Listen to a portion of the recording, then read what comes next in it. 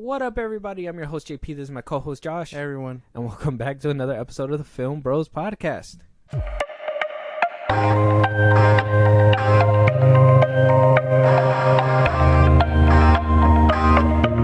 All right, y'all. So, beginning of a new week. I hope everybody's having a good week so far. I hope everybody's doing good. I know I'm doing good. Josh, are you doing all right? Yeah, I'm chilling. Even though I know we just recorded that Little Mermaid review, and Yep. so if you guys want to check that out, it should be out actually this upcoming Saturday. Hopefully that didn't put a bad taste in your mouth, and hopefully you can get through these topics with me because we came out of that movie a little distraught. For sure. You guys want to hear our thoughts on that? Be sure to tune in later. But starting off with one of our first topics here today, we're going to talk about, honestly, what's going to be happening in Deadpool 3. We've been hearing a lot of rumors, a lot of talk. Now we're hearing that Magneto's going to be joining the team. We've heard Colossus is coming back, Negasonic, Teenage Warhead, Yukio. We're getting some of the OG X-Men back, the original Jean Grey, the original Cyclops, maybe the original Storm, Halle Berry. All rumors, like I said. Magneto coming back, might be back. They don't know which version just yet, but we're hearing that he might be on his way to Deadpool 3.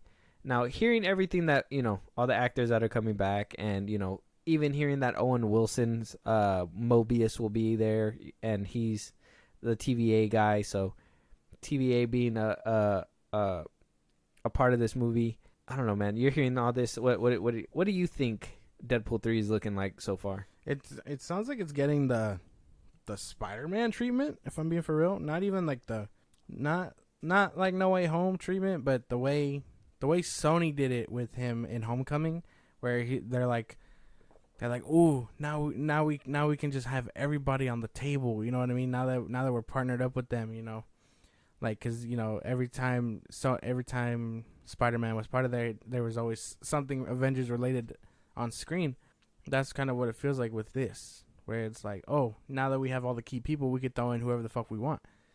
Instead of just making it a Wolverine and Deadpool movie, they're like, oh, let's throw in Magneto, whichever one. Let's throw in Jean Grey, and so on and so forth. And like, I hope half of these rumors aren't true, because as much as it'd be cool to see them, I need the movie simple. It sounds like it's going down the road of what's that new one? The new Captain America 4. We're hearing that we're gonna get Adamantium, Thunderbolt Ross is gonna be there. You know what I mean? Like, we're gonna get all these things. This one sounds like it's getting overpopulated. Now, in normal cases, I wouldn't mind it being overpopulated with X-Men, because I think that was something that the first two Deadpool movies were missing. Whereas, in the other X-Men movies, you see a lot of like mutants and, different mutants in the world. And it really felt like, hey, there's mutants here. Whereas in like Deadpool, you never saw anybody. I mean, they poked fun at it. They were like, oh, it's kind of like the studio didn't have enough for more X-Men, blah, blah, blah. Yeah. I think in Deadpool 2, we just saw that little cameo with the Everybody. Younger cast or whatever. But it doesn't seem like that's the case. It doesn't seem like they're doing this to populate the world with X-Men. It seems like they're doing this for fan service. You know what I mean? And I don't mind fan service. I like fan service. I enjoy it. I'm hearing Across the Spider-Verse has tons of that. I can't wait to see it. I want to watch it too. I'm not one to to shy away from it. But with Marvel becoming that kind of machine where they're trying to, in my opinion, it seems like they're just trying to rely on that nostalgia factor, that fan service, that they think that they could push out ship product with only, little glimpses of nice stuff. Yeah. I don't think I'm down with that. And I'm hoping it's different, because Sean Levy is going to be directing, and he's the one that did, we talked about it before. He worked with Reynolds on the Atom Project, and I think he did another movie. I think he did Deadpool 2 with him as well. Yeah. And so, I mean, he can make it happen, and I think Sean Levy's a good director, and I'm hoping that his vision's not going to be squandered now that they're under the MCU umbrella. Yeah.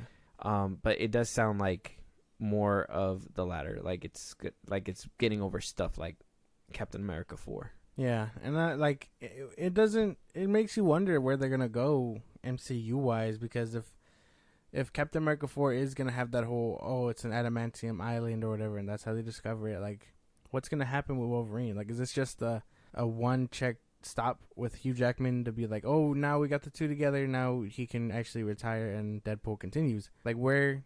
Like, I want to know where they're gonna go with this, because I'm sure he's not gonna stick around forever. Yeah, and that's kind of my thing too. Is this the way that they're gonna introduce mutants to the MCU? Are they gonna, are they gonna come from a different multiverse? They're not gonna come from the MCU themselves. Like, they're gonna jump in from somewhere else. But is it a bunch of X-Men that are gonna get dumped from a multiverse and they're gonna go into hiding and become like these? Because usually the mutants are the ones that everybody looks at like, should we have them around? They're usually like the exiled, the ones, the black sheep of the comic books. And so that's just my thing. Like, are we gonna naturally bring these people in, or are we gonna actually say, oh yeah, it's just a multiverse thing? You know what I mean? And I don't want it to be, like I said, I don't mind the multiverse stuff, but it just seems like a cheap cop out for a lot of stuff that people do. You know what I mean? Yeah. Like, it's a cheap way to just be like, oh well, somewhere in the multiverse. And it's funny because, like, we have the Fast franchise who blatantly is just like, nope, they're alive. But, and then we have other movies that are trying to justify it with like the multiverse and everything. And, it's just, I don't know. I don't know if the simple approach is what's needed here, or do we need a hard response or a hard answer? Like, are we going to be satisfied with that simple approach, or do we actually need that hard hitting stuff that says, hey, this is how they got here, and this is how they're going to be here? You know what I mean? I don't need that cheap cop out. Basically, I don't know. It's something to be. I think it's something to be worried about for sure, because I just don't want this movie being a mess. I want them to keep what made the first two Deadpool movies like great. And I know it's kind of suffering right now from the writers' strike, but yeah, I hope this movie still does great and it doesn't end up like one of the earlier 2000 strike rejects. Yeah, because word on the street is that they're starting to film pretty soon, or actually they could potentially have started filming already, but Reynolds can improvise and things can be changed. So whatever it comes out to, and that's it. So are we getting... Honestly, Deadpool, I think, is the most anticipated on the MCU roster than anything else. I'm assuming. I think everybody's kind of looking towards Deadpool 3 as, oh, is Disney going to fuck this up? Or, are we going to get the same great thing that we got with, 20th Century Fox when it was 20th Century Fox, obviously. And it, with this writer strike and everything, it's already starting off it's already starting off on the bad foot, Basically, yeah. It's something, like I said, it's just something to be careful about. I'm not too sure whether it's good or bad, but definitely be cautious, because this could be a mess. Oh man, Deadpool 3 in the chamber, getting ready to shoot out to the theaters everywhere. Is just, man, the road that it's taking. Like I said, every single movie that Marvel has been, kind of been pitching, it just seems like all of them have been sounding like overstuffed. You know what I mean? Like, we're hearing Fantastic Four. We're hearing, the leaks from Fantastic Four. We're hearing the leaks for Deadpool 3 now.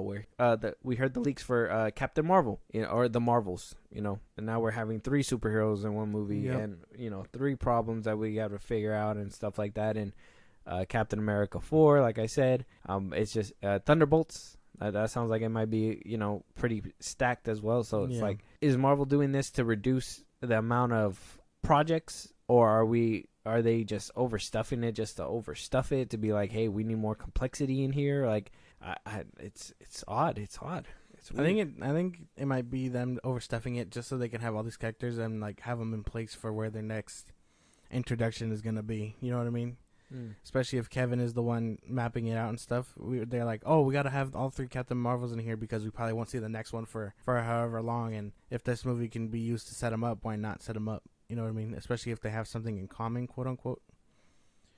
But that's just a theory, because that could be anything. You know what I mean? Yeah, that is true. I don't know. I don't want to say that Marvel's losing me too, but I'm kind of worried. Not a lot of things. It's been really hit and miss with them. So still excited for Deadpool 3, especially because Hugh Jackman and Ryan Reynolds are finally going to be in a movie together. For sure. I'm excited. It's just, man, it's that overstuffedness is really scaring me and spooking me. If Magneto even turns out to be, I don't even know, because they're bringing back older characters, so I'm assuming it might be Ian McKellen, but he's too old. He's kind of old. I would rather much prefer to see Michael Fassbender and maybe see the younger cast of obviously the cast from Apocalypse and, you know, Days of Futures Past and all that stuff, like, you know, James McAvoy as Professor X. But I mean, I get it. We want to see the OGs, the ones from the early 2000s, but I think a lot of people have latched themselves to the newer crew. So I would think that would be the better move to do. Yeah, for sure. But,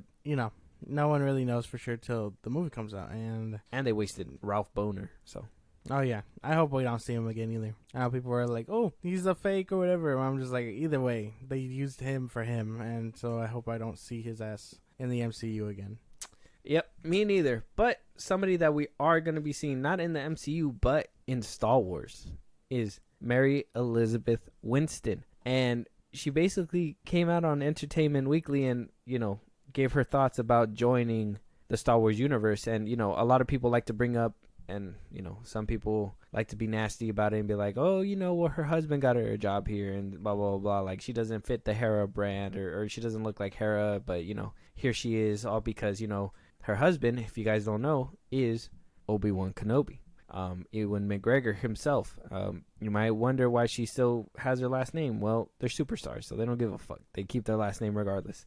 And she basically went on to speak, saying that that she owes a lot of it to, or a lot of the way that she came and approached the character to Ewan McGregor because of his role as Obi-Wan. He said that the community is really great, and I guess the advice to her was that, you know, that there's nothing else like being embraced by the community and being a part of it, and it's just a special thing. Now, it's a sweet one. It's a sweet little quote. Yeah. I'm not trying to, you know, I don't want to damage it, but when this quote came out, I was seeing a lot of people talk, and like I said, a lot of people were being nasty about it, saying that, you know, Ewan McGregor got her in here, that she doesn't fit Hera and blah, blah, blah, blah. Even as far as saying, you know, and I could be tripping, but I've seen some people say, like, Ewan McGregor over here talking about this community and how, you know, people embrace it, but yet we were having issues with getting movies off the ground because of, you know, because of this community, because of the Star Wars fan base, that we, you know, a lot of Star Wars fans are upset with the sequels, right? Mm-hmm. A lot of Star Wars fans didn't like Reva in Obi-Wan, you know what I mean? Yeah. That's a different part of the community altogether. That's something that I disavow, and I don't think anybody should be getting to that point. But what would you say to people that say, you know, Ewan McGregor saying that, you know, be embraced by this community, but this community is toxic? What would you say about that? Because you're a part of this community. Well, yeah. I think when it's good, it's great. You know what I mean? People when the Star Wars fandom sees something good, they cherish that shit, and they're like, oh yeah, this is the gem, and this is the bread and butter, you know, whatever. But when they hate something, not everybody, but the select few who are just louder than louder than the good ones, who are like, okay, this is nice. They'll voice their opinions loud and proud, whether that be racist, you know, sexist, whatever the fuck. But yeah, it's a bit of both. But I think when it's loving, and people love Ewan McGregor. So yeah. It just depends on what side of the spectrum we're on. 100%. I, being a part of this fandom, I do acknowledge that it can be toxic. You know what I mean? And I do acknowledge that, you know, it is a select few. I wouldn't say it's me or you, obviously. I think we're pretty mellow. I think we, you know, a lot of people don't like the sequel trilogy, but, you know, we can find the brighter spots to a very shitty thing, I guess you could say. Mm-hmm. So, I mean, I don't think anybody should be saying that she doesn't fit Hera, because me personally, I think that if anybody's going to bring in her life, I'm happy that it's Mary Elizabeth Winstead, because I love her as an actress. I love her as, you know, in Scott Pilgrim, and, you know, honestly, I think she ruled the early 2000s, because she was in Sky High. She was in a bunch of horror movies. Mm-hmm. Like, I think she was really rocking the early 2000s. And then, you know, she recently became an action star. She's doing a lot of more hand-to-hand combat in movies and stuff like that. So I think she's a really good actress. I mean, what would you say to her casting? Do you think it was a miss, a hit? What do you think? I'm hoping it's a hit. I think she'd do her a really good justice, you know.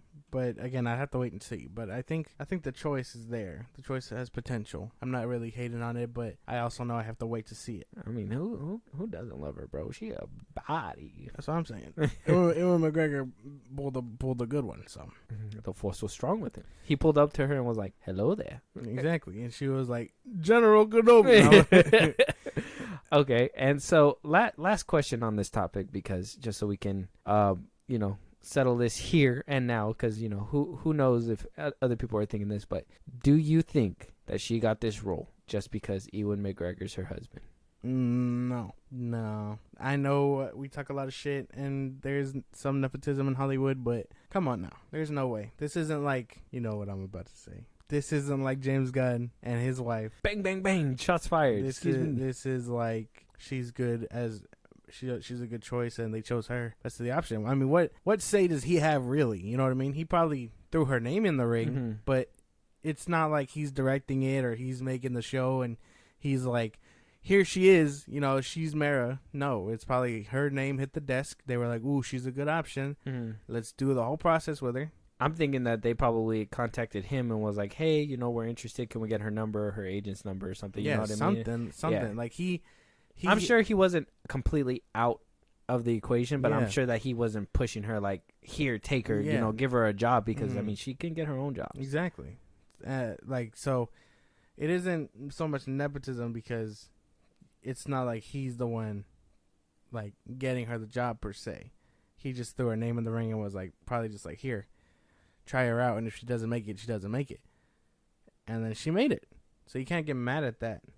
Yeah, because I'd say to those that think that he helped her out and everything, let's be honest here. She could have played a dozen other roles. She could have been Gina Carano's character, to be honest. She's a badass like that. I mean, she's not built like Gina Carano, but she could play that badass mercenary, whatever. She can. She's done it before. Yes. I would have seen her in that. She could have played Ming-Na Wen's character, the bounty hunter that's next to Boba Fett's side.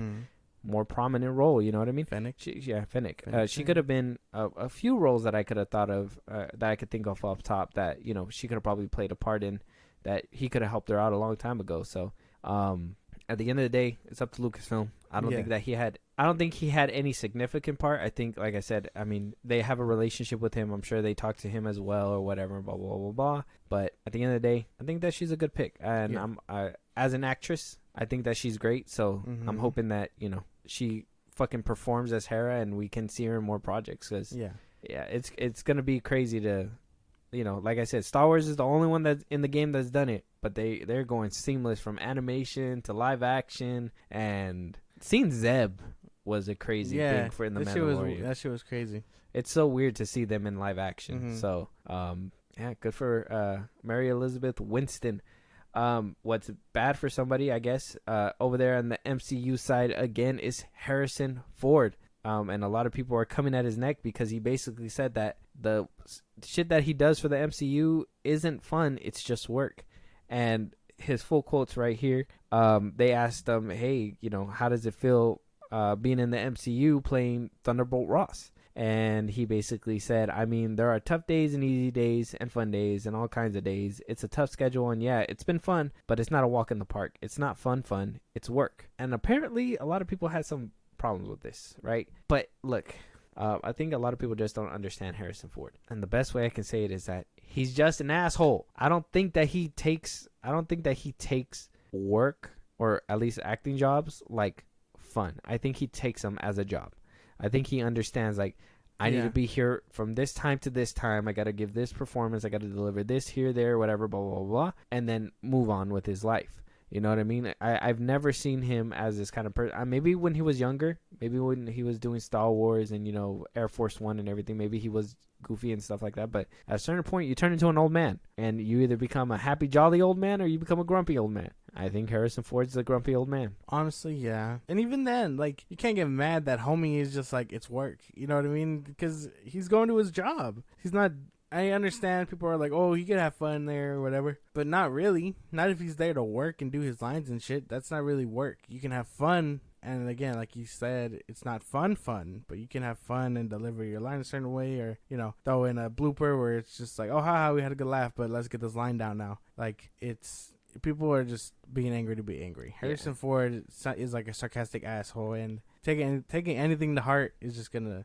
fuck with you more. I mean, we gotta think about it too. Like, he's playing Thunderbolt Ross, and he's probably gonna be the Red Hulk in this movie. So how many like scenes is he actually like there with other people acting beside him? You know what I mean? He's probably in a mocap suit every single day for the next few weeks, just fucking saying lines and getting that facial stuff so they can CGI him anyways. So he's probably you know what I mean, he's probably one of those people. But you're right, he's not one of those people that can joke around, because he also went on somebody's neck basically asking who would win in a fight, Indiana Jones or Han Solo. So this is part of the same interview. They wound up asking him because he is coming out on a Apple TV show, so he's doing some rounds on that one. And he basically was asked, and this was his quote. He basically said, "Well, they usually ask me if there's a fight between Han Solo and Indiana Jones, who would fucking win? And I say, me, asshole. I don't want to fucking make shit up like that. I mean, what are you asking me that crap for?" And he basically says that because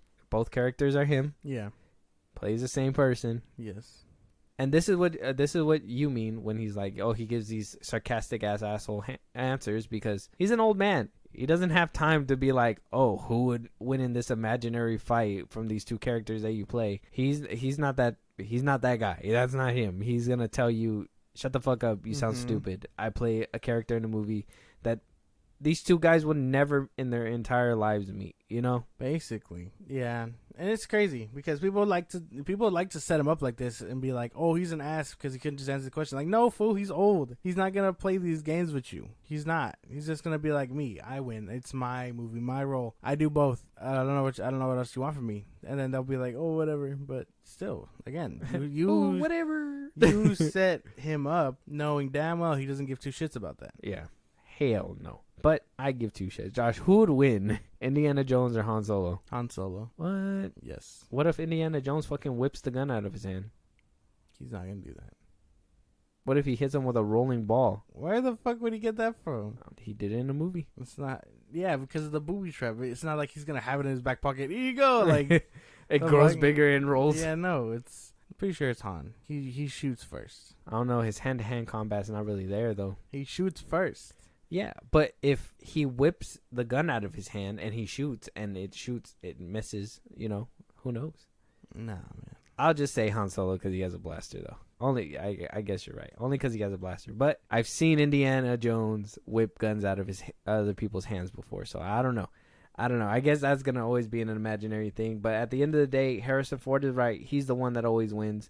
And right now, somebody who's going to be winning, or actually not so much, is Tom Holland. Because on the red carpet for Across the Spider-Verse, and Tom Holland over here doing some promotion for his new show, The Crowded Room. On the red carpet, Amy Pascal basically, confirmed a few movies that are going to be happening. She confirmed Miles Morales and the Spider-Woman movie is going to be coming out. And some people had some questions asking, hey, will the writer's strike affect this? And she basically said that, yes, these movies are in development, but to show solidarity, they are not proceeding with anything right now due to the writer's strike. And so Tom Holland as well has echoed the same plea, saying that Spider-Man 4 is something that he wants to deliver. Amy Pascal as well said this is a movie that they want to deliver, but everybody right now is staying in solidarity. All conversations have been put on hold for the writers. We already know a lot of things are being put on hold. We have a lot of MCU movies being put on hold. We haven't heard anything from DC. As I said before, still nothing from DC. Nothing from Warner Brothers. We're hearing TV shows are being put on hold. We're hearing late night shows were put on hold. Now we're hearing Spider-Man 4 is now also likely to be put on hold. Is this a good or a bad thing? Are we good to wait for another Spider-Man movie, or are we starving for a Tom Holland Spider-Man movie? It's good for solidarity, bad for the fans, I guess. I think we could have waited for Spider-Man 4, but I know people are like, oh, it's been like what, 3 or 4 years since No Way Home. Mm-hmm.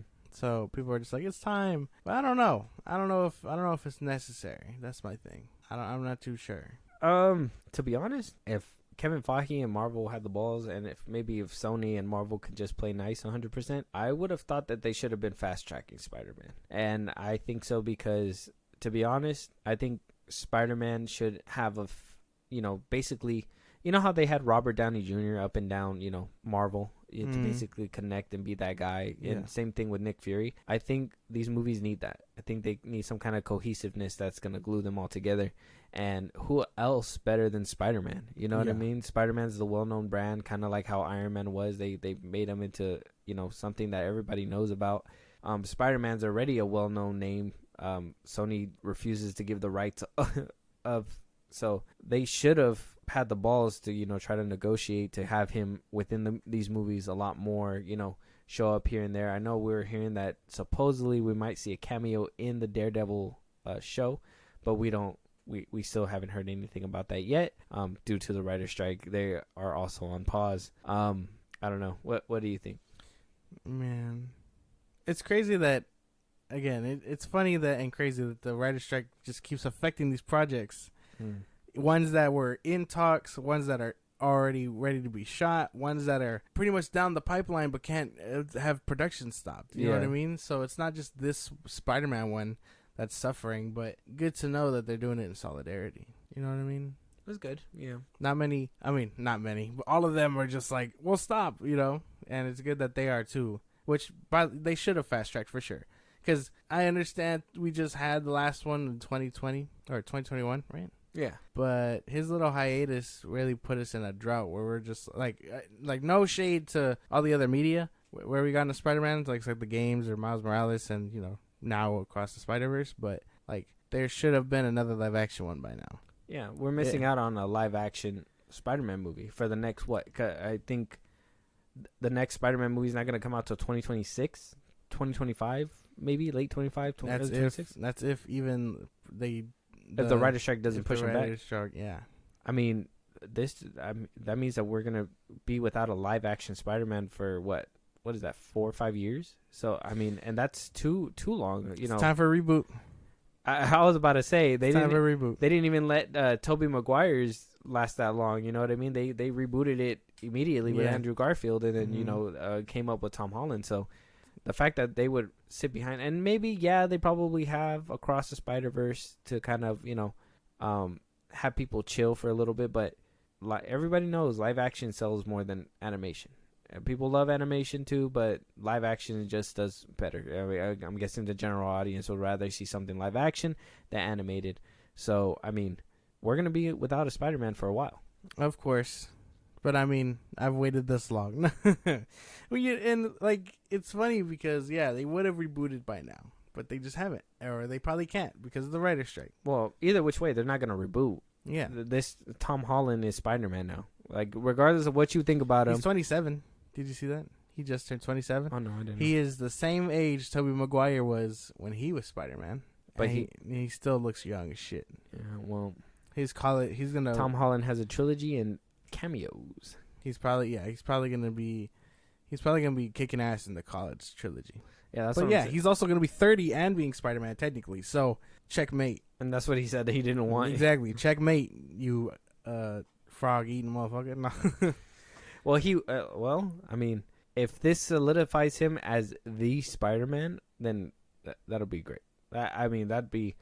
I wouldn't mind it. Tom Holland, I think, deserves to be Spider-Man. I think he does. He's been doing a great job as of lately. So this might make him the definitive Spider-Man. As for the other ones, like that what's her name, Greenlit, Silk in them. Yeah. Well, no. I mean, we knew about Silk and all that. We knew about Silk and Spider-Man Noir. They're going to Amazon. Madam Web. We're talking about the Miles one. Or we're talking about the Spider Girl one, Spider Woman. Because, I mean, Madam Web and Spider-Woman are in that live-action one, too. I want to know, because you saw the Miles one, right? You just told me about it, right?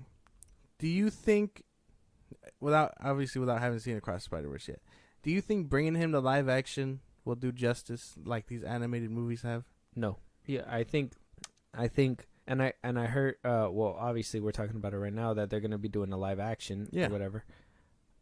No, because you can do a lot more in animation than live action. Yeah. And when you're in an animated movie, you know, you at least know that you're living in their world, that's their parameters and stuff like that. You don't have to force people to believe that this is real. And I think that's an issue that the multiverse is having right now as well. That you know, I think though people like The Flash, people are mostly going to go for cameos and stuff, where everything else about that movie is going to be confusing. At least in an animated movie, you can make that make sense, because they'll be like, well, this is a cartoon, this is make believe, whatever. Even though honestly live action ones are make believe too, people for some reason want more realism out of it. And second, I think it's just turning heads away from the real problem, and that's that animation isn't taken as a serious medium. And that's a problem for me, because I think you can do so much storytelling. And I think some stories can actually be damn near beautiful in animation as well. But people don't give them a chance because it's animation. Yeah. Where, you know, I think people should be giving it a little bit more chance. And I think box office and everything should show that, because, you know, Super Mario did so well. And that's an animated movie. But that's because it's a well-known brand that everybody loves, that people are going to go in and watch over and over and over again. Spider-Man is a property that is so well-known. It's known from cartoons to live action. I don't see why they can't just keep Miles as this person. Maybe if he jumps over to a different dimension or whatever, make him live action. But we don't need two Miles running around, one in live action, one in the multiverse, or one in animation. Even though the multiverse is a thing and is plausible, I just think it's going to be a lot for general audiences to digest.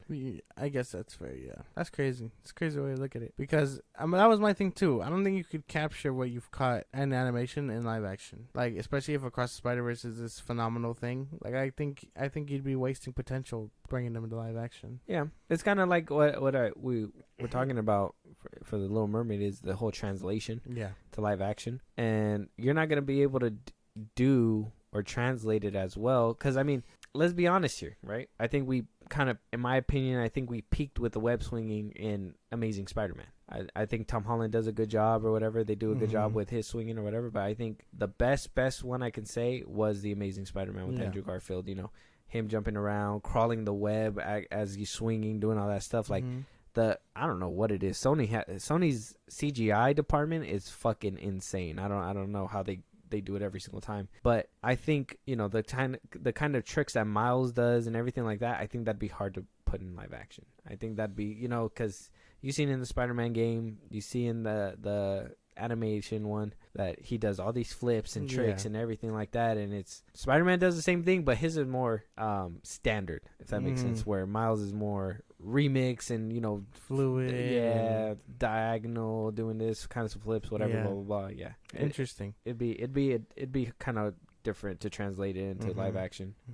But you know, it's interesting, because they're doing a lot of these spin-offs, and I mean, I don't know if they're necessary, and I'm sure it's probably because of the success of Across the Spider-Verse, but you know, we'll see how they turn out. We'll have to wait and see. But if you guys are waiting to see another Tom Holland led Spider-Man movie, you might be waiting a few years. So yeah, get cozy with animation and maybe those Spider-Man projects on Prime, because those will probably be out before that movie. Moving on though, we are hearing some good news. Zack Snyder's cult, everybody out there that listens, that watches Zack Snyder's, you know, we're having great news. Amazing news. I don't know if you heard these news, Josh, but multiple things have come out. Now we're hearing that, you know, Netflix is having their little Tudum event or whatever, and they're going to be announcing, and hopefully we're going to see a few trailers for, you know, whatever they're going to be putting out. One of the most anticipated is Zack Snyder's Rebel Moon. Yeah. And so we got a few leaks ahead of the actual presentation. Hopefully we get a trailer during the presentation, but one of the leaks that we wound up getting is that Rebel Moon is not just Rebel Moon Part 1, but it will be called Rebel Moon Child of Fire, and it would be Part 1 of a 3-part trilogy. And that this is also accumulating, and this is coming from My Time to Shine, Scooper on Twitter, saying that multiple spin-offs are already in the works for this series. Damn, they work fast. And for the cherry on top, for the last little tidbit, that this movie may not just be on Netflix, but might be making an appearance in movie theaters around the world. So we might be able to witness this movie in a way it could be intended by Zack Snyder to watch it on a big screen movie theater TV. A lot of information. What do you think about that? Oh, man. That sounds fucking sick. I can't wait. I hope they do show a trailer. I do like the idea of him breaking it down into 2 parts, because holy shit. 3. That is, 3 parts. Because if he's making a hefty-ass movie, I'd rather him break it down and Netflix be like, yeah, we could... Trilogy. We can do this, you know. Spin-offs. Mm-hmm. Spin-offs. Getting that whole cinematic treatment over there on Netflix. Good job, Zach. You've earned the fuck out of it. Here's my thing, though. Are we getting all these spin-offs and they're not going to come into fruition? Kind of like, I don't know, Army of the Dead? I mean, we did get the clock one. The whole, you know, safe one or whatever. The Army of Thieves or whatever. Yeah. But where's the rest of them? Where's Las Vegas? I'm still waiting. I need answers, and we haven't even made any movement over there. That's true. I think Twilight of the Gods is finally got picked up by an animation studio. So yeah, we talked about that. We'll be seeing something soon, I'd imagine. Zach has a lot of projects over there on Netflix. He is eating good, well deserved. After the whooping that WB gave him, he deserves everything. Especially if Netflix is willing to give him the keys to that shit. Power to Netflix. Man, Netflix was just like... They know WB fumbled the fuck out of him. Like, I don't know, and we talked about this before too, where it's like, you know, sometimes it just going straight to streaming is a death sentence for some movies, you know what I mean? So, we already knew that Netflix was already testing the waters with putting movies out in theaters and stuff like that too. Mm-hmm. So, hearing that he's getting that theatrical treatment, that tells me that they're actually putting that confidence in him. Like you said, WB didn't really do him all that well and didn't give him so much justice. Yeah. So Netflix taking this chance and being like, look, man, not only are we gonna fucking give you this fucking trailer of money to fucking produce this universe, but we're also gonna put it in theaters because we know that shit's gonna sell. Exactly. And let's be honest here. Let's be honest here. If Rebel Moon winds up breaking a Netflix record on how much money it brings in or whatever, that's gonna tell you. And let's be honest. I'm gonna be watching the box office for The Flash. If that shit flops, I'm gonna just be honest. Zack Snyder fans were the ones that were fucking stacking up the box office for those DC movies. I think this is gonna be the true show to see, was it Zack Snyder's name the reason why these DC movies were excelling so much, or was it because other reasons, and maybe Zack Snyder's name was the reason why they failed. You know what I mean? So this is going to be the test. I think Rebel Moon is going to be the actual test to see where he stands. Because I'm tired of these DC fans saying like, oh, you cultists or whatever, blah, blah, blah, blah, whatever. We're about to see. If The Flash doesn't make money, listen here. If The Flash doesn't make money, where are all them real DC fans at? If Rebel Moon makes money, then I'm going to be like, all those DC fans went with Zack Snyder because they know that, hey, this is where we're going to get good content from. Basically. It'd be an interesting time to see, but yeah, I think I'm with you with that. That's crazy shit. Well deserved, like you said. Good job, Zach. But for our last little piece of topic, we are going to be breaking down Michael Shannon's time with Man of Steel, his time with The Flash, and as a bonus, because I don't see a lot of people talking about it, we're going to talk about his time with Knives Out as well. Now, mostly, I wanted to bring this up because this was, you know, DC... Zack Snyder with DC, it was a bumpy time, and we never knew what the issue was, or you know how much care or anything, because you know we hear a lot of people, like I said, a lot of people dragging his name. Oh, Zack Snyder didn't care about the characters. He didn't care about Superman. He didn't care about this. He didn't care about that. Well, Michael Shannon, I think, kind of lays it to rest in the way that he talks about Zack Snyder and about the films that he made. So I thought we can check out these clips, break it down a little bit, give our thoughts on what he says. You with that? I'm totally with that. Let's go. Fucking love Michael Shannon. I will find him, Lara. I will find him! Zack Snyder wants to meet you. He's making a Superman movie, Man of Steel. He wants you to play General Zod. I'm like, really? Terrence Stamp? And I remembered like seeing those movies when I was a kid and being like, that man is the most badass man I've ever seen in my life. He scared the crap out of me. Your father stole the registry's codex and stored it in the capsule that brought you here. For what purpose? So that Krypton can live again. I would argue that Man of Steel is, in a way, a significant story, like culturally, not just an entertainment thing. Because at the end of the day, what it was about a civilization, right, that ruins their own planet. I've never heard of that before. And then decides, well, the solution to that is to go to another planet and take it, and then we'll just go live there. And I thought, yeah, this story is important. It was a totally different take on Zod. Terrence Stamp was just mean. He was just being mean to everybody. And Zod was like, look, my job is to protect my civilization.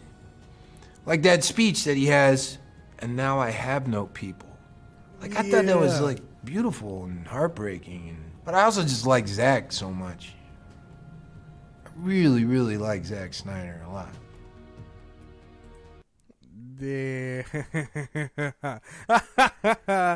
Awesome.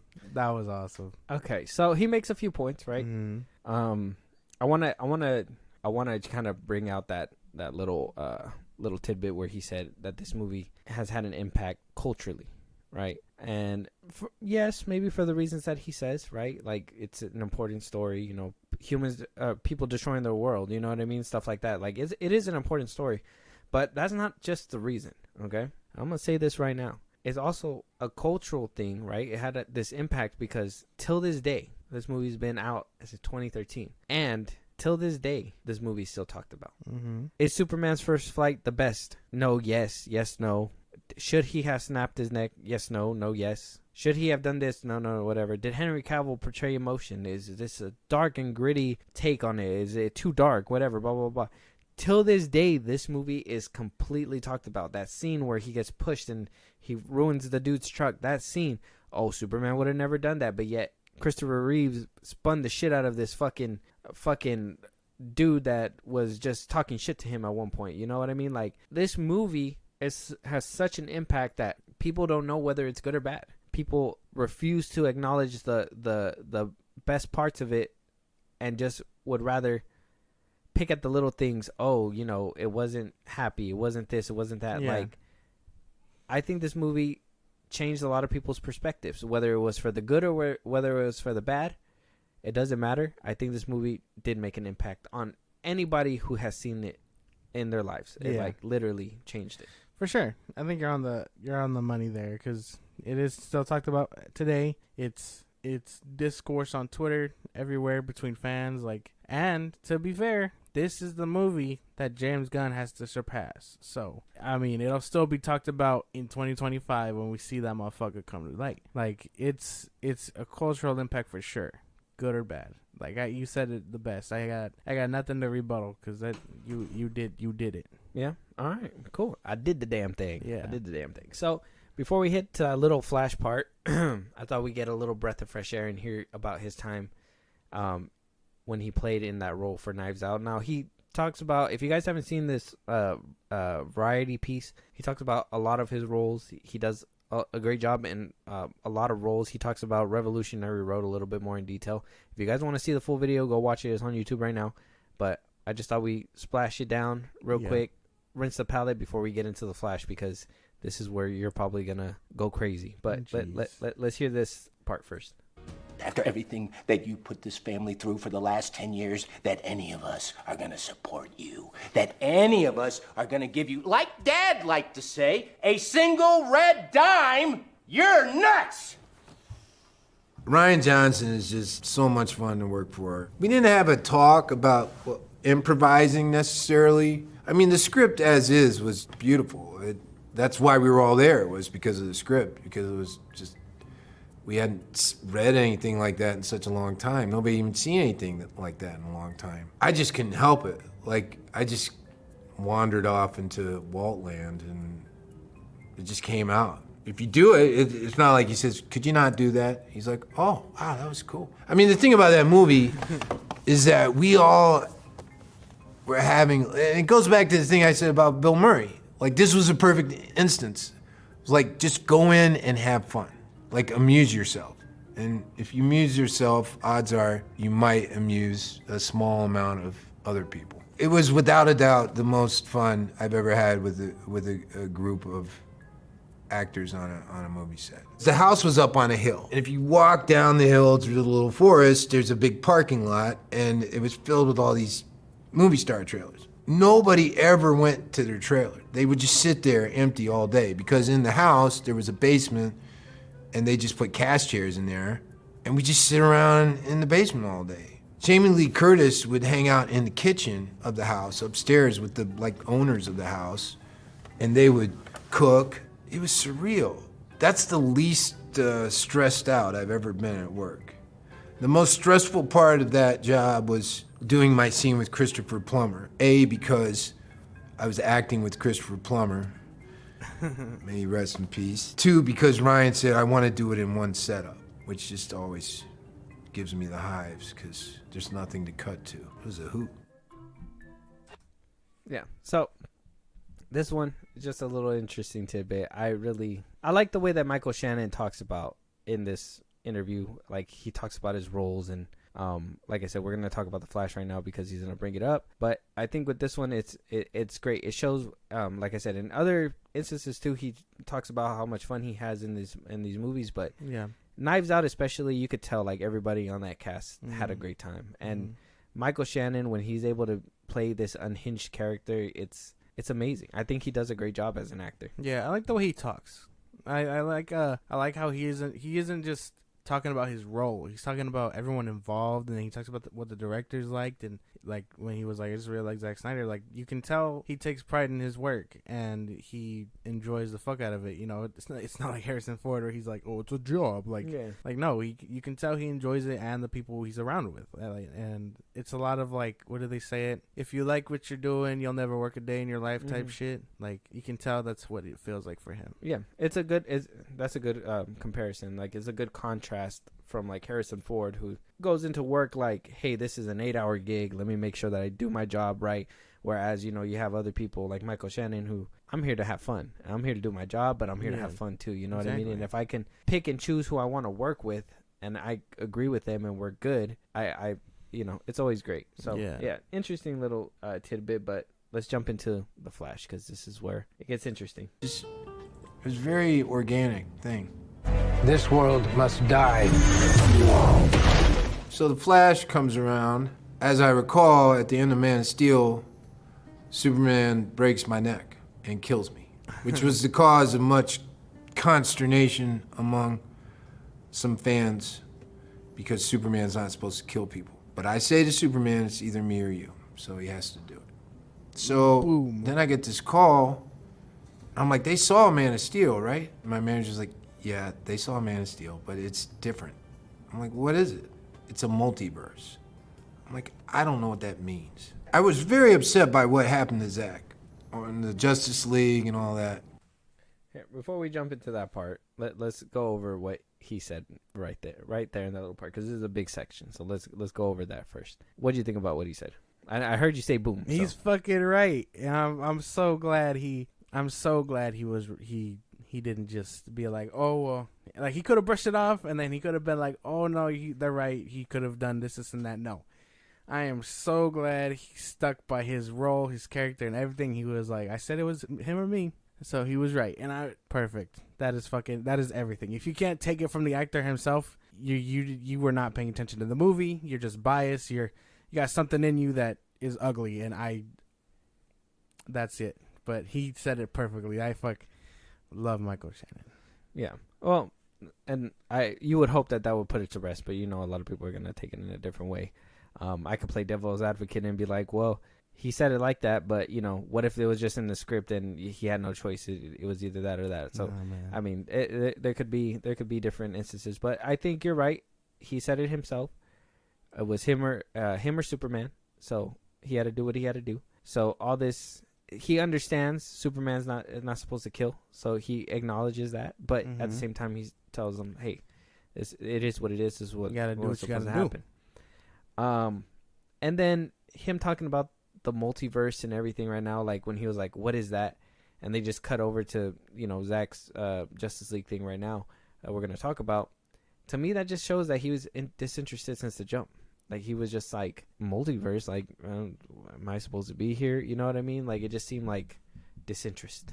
It feels more like confusion than disinterest. Mm-hmm. Like he's kind of a seasoned actor now. You know what I mean? So this concept is kind of like, what the fuck is a multiverse? You know what I mean? Mm-hmm. Other than, you know, casual conversation of being like, hey, do you think another version of you exists? You'd be like, yeah, but like to go in depth, it's crazy to think about. But I think that's what it sounds like to me. Just confusion, where he's just like, well, I've never heard of that before. So if I'm dead, how is this gonna work? And then, you know, they explain it over the phone, like, nah, they want you back because of the Flash is going back in time and so on and so forth. But I don't know if they talk about it here. So Yeah, we'll see. Let's keep moving. It's a multiverse. I'm like, I don't know what that means. I was very upset by what happened to Zack on the Justice League and all that. It didn't feel right to me. Now, I know I probably don't know all the sides to the story. I should probably just keep my mouth shut. But like I said, I really, really, really love Zack and really appreciated that opportunity. But then I talked to Andy, who's also a lovely guy and very, very creative and fun. And, you know, I said, hey, you know, I would really feel awkward about doing it without Zack's blessing. So until I get that, you're just gonna have to wait. So I reached out to Zack, and he gave me his blessing and said, it's okay. Go, you can do it. And I appreciated that, and then I said yes. But it was a very different thing because, like, Man of Steel was like a year of my life between the training. We did a whole summer of physical training leading up to the shooting, and the shoot was like 6 months long or something. And I was in and out of Flash in like a flash, like 2 or 3 weeks. That's it. The Flash isn't my story. You know, I'm there as an adversary, a threat, a problem to be dealt with. The Flash is really the Flash's story. Actors are the... All right, let's break that down real quick because there's a little bit more, but I want to say that real quick. So, you know, he touches up a little bit about what happened with Zack Snyder with Warner Brothers and says, you know, he should probably be saying anything. He doesn't know the whole story. But he thinks it's unfair. Yeah, thinks it's unfair. He understands. I think it's, and we talked about this before, you know, this is probably where they got the quote before it was actually released. This video was actually released, but it's good that he at least went to go get his blessing to make sure to come back. Yeah. My thing is that, and I get it, it's not his story. He's just there as a, which sucks. It sucks for me to say it, but he's just there to be the villain. And it sucks, and it sounds like a major disservice. And in my opinion, I don't know why Zack would even give his blessing. I wouldn't even have, if that was my creation, I probably would have been like salty about it and been like, no, what the fuck? But like, to me, it's such a disservice to just use, in my opinion, one of the better DC EU villains that they produced. General Zod was just a maniac in this movie. He talked about it a little bit earlier, where, you know, he took inspiration from the original Zod, where he was just a mean motherfucker. And I think that he really not only turned Zod into this mean motherfucker that he really was, but a psychotic. You know what I mean? And a psychotic where you could see that that empathy. You know what I mean? Or you could feel that empathy because you can understand that all he knew was his people, and that's, you know, once you take it away, like how he said, now I have no people. Like, it showed that it was such an in-depth character that to reduce him to such shallow expectations is bullshit for me, because, like you said, Michael Shannon is a good actor. He's good. And for him to be wasted on a, hey, I'm just this bad guy who's here to blow shit up, like, I don't think that's... I think that's a big disservice. Yeah, I can agree with that. You know, I as much as I think I'm like the Flash, I this is one of the things like I am having trouble grasping. You know, that they threw away development, his character. You know what I mean? It's, while I understand the reason why the Flash is taking the fight out of Metropolis, Zod being there is a real big character development for the people of Metropolis and Superman and, you know, everyone else involved. I think. Oh, and Zod, by the way, just so I don't skip over that, he was willing to decimate fucking Metropolis to get his fucking way. So it's clearly a disservice. I agree with that 100%. Reducing his character, taking away like good dialogue and what makes his character interesting, just to be for him to be like the villain, and we don't even know if he's the big bad. You know what I mean? Like it's terrifying. It's terrible. I agree with that. 3 weeks is fucking crazy too, because that means they probably just stuck him in a green screen suit, green everything, and we're like, do your lines, bro. No action, no nothing. Like, that's probably what they did because, like, it's crazy. Like I said, the CGI looks horrendous. Like, if you look at the suit that he had back in 2013 versus the suit that they showed you in the trailers, I mean, I haven't seen I know some people went to go see the whole movie already, but what they show in the trailers, it doesn't look good. So the fact that they did that again, even I think Feora, like, she wound up putting a picture on her Instagram, and people were making a big deal about that because in Man of Steel, her suit was actually real. You know what I mean? Like, I think she was the only one with a practical suit because they just wanted to basically have one for reference. So she was the only one. I think Michael Shannon and them, he had like the top half, but everything else was CGI. And in this one, it's just like all CGI. But they couldn't even at least get reference from the original movie back in 2013 to, you know what I mean? It just, and this is why I feel like I have such a bad taste in my mouth about The Flash. It just seems like they're just trying to wash away what made, in my opinion, these movies good. And if that's what they do, and this is what they reduce this guy to, The Flash is not canon to me. Nothing's canon to me. I would probably watch it just for the cameos or whatever, the little fun times. But even then, that doesn't really do a lot for me. If the story's not good, I don't really fucks with the story. And Man of Steel, the story was great. BVS, the stories were great. Zack Snyder's Justice League, the story was great. Suicide Squad, the story was good but botched. I can understand that. Wonder Woman, it was great. 84 was bad. Everything, like, I can tell you, like, when the story's good. It's just, if the Flash's story is good, I can tell you the story is good. But if they reduce these characters that I love to nothing, then I'm gonna really just hate this movie. Yeah, but anyway, moving forward. Yeah, let's just finish up. Yeah, because I don't really have anything to like rebuttal all that until I see the movie. So, all right. The aperture between the audience and the story, and you should not be seen. The more transparent you are, then the more the audience gets to receive the story. You have to care about the story more than your own performance. You're serving a writer and a director, and you're delivering their intent to the audience.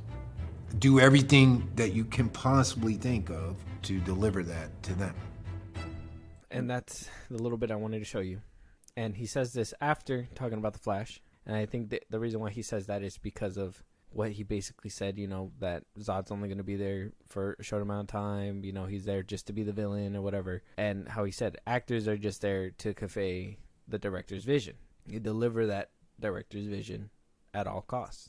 My thing is that I get it. Every director is different. But if we're not following the timeline from other directors and, you know, having at least that cohesiveness with the characters, then our disservice is there. And now I could be totally wrong, and he could, you know, they could have cut this up and, you know, got this from a different part of the segments or whatever, but just put it at the tail end of the Flash to cause drama or whatever. But if I read into it, it looks like he said that because of the fact that, you know, what Zod got reduced to. Well, maybe. I mean, it could be either way. But I mean, everything's done with a purpose, right? So he must have said that after everything. I can agree to a certain extent because, again, the performance, while he is there to convey the director's vision and whatnot, his performance must be sold. You know what I mean? And if you're talking like this, it means you don't really have a performance to give. And so if you're like, oh, if I end up being bad, it's not really my fault. I didn't have screen time or the best script or whatever the fuck. You know what I mean? So if they reduced him and he's just like, well, I'm just there to convey the story, you know, the story is what drives everything. And I get what he's saying. Yeah. And I'm willing to accept that they reduced him. I'd hate it, but I'm willing to accept that they reduced him to nothing for the story. To better the story. Yeah. Which is a disservice in and itself. Michael Shannon is a presence when he's on screen. So I would think that he would sell more tickets. Honestly, if I think what movie was it? It was Bullet Train that he was in, right? And they didn't have him in any of the trailers. I didn't even know he was in the movie until the very end, right? And when he showed up, I was like, man, they should have marketed that he was in there. Like, he's actually a great actor, you know what I mean? Like, say, hey, you know, Michael Shannon's in this movie or something, you know what I mean? Like, but yeah, just to reduce him kind of sucks.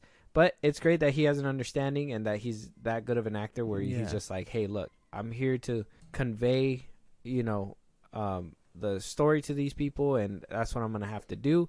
How he talked about it with Knives Out, and he talks about it with a few other segments in this. Like I said, if you guys want to see the full thing, is Vanity Fair, but it's on YouTube. But how he said, like, you know, how he has fun and how, you know, the way he talked about the roles, like he really understands the roles, like how you said with the neck snapping, and even when he was talking about Knives Out, about, you know, that the script was really fun and that, you know, he was able to improvise and, you know, do all this stuff and really bring stuff to the role. Like, it's good that he's that type of actor. Like, he really understands the assignment. Which is great. I fucking love Michael Shannon. But yeah, he understands the assignment for sure. Whether he's in it for 30 minutes or he's in it for the whole movie, he knows how to deliver. And deliver he has. Once again, thank you for delivering another topic on this podcast as well. But with that being said, this is going to wrap up today's episode. If there's anything that we didn't talk about, something that we should have been speaking of but we didn't, any movies you guys want us to review, you want to support us in a big way, Josh, let them know where they can let us know. Twitter, TikTok, Instagram at FilmBros Podcast. We post when new episodes are up, and you can engage with us there about any news or movies you want us to cover. Listen to us on the go at Spotify, Apple Podcasts, or anywhere you get your podcasts, because we are on a couple more sites, so go check us out there. If you want to support us in a big way, Buzzsprout, links are in our bios at the socials I just gave you at FilmBros Podcast. When you subscribe, you get perks and shout-outs on our episodes. When not all that's said and done, subscribe to our YouTube at FilmBros Podcast. Yeah, and with that being said, we'll talk to you guys on the next one. Talk to you guys later.